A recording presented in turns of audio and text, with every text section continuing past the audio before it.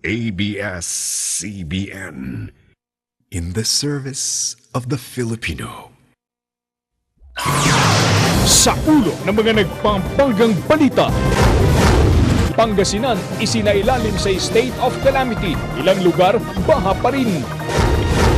Iba't ibang kwento ng kabayanihan ipinakita sa gitna ng pagbaha. Nasa siyam na kalsada sa Cordillera sarado pa rin dahil sa pagguho ng lupa. At demokrasya! Mga progresibong grupo sa Hilagang Luzon nagprotesta kasabay ng SONA. 7 nakaw na motorsiklo na recover sa Baguio at Benguet. Inihinalang magnanakaw patay matapos makipagbarilan sa mga pulis.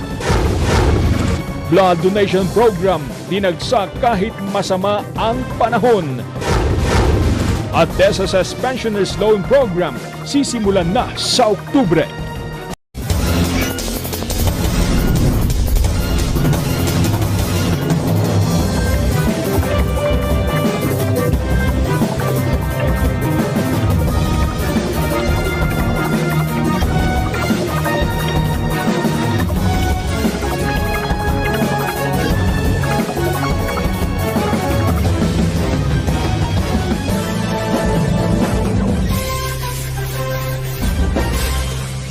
Center Baguio. Ako si Dobby De Guzman.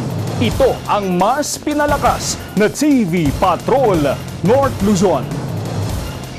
Manipod dito Ilawag City, Ilocos Norte, siya ni Grace Alba.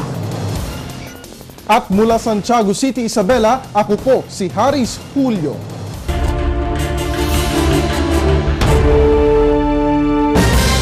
Dahil sa naranasang pagbaha, isinailalim na sa state of calamity ang buong lalawigan ng Pangasinan. Nagpapatrol, Doriel Pajernos.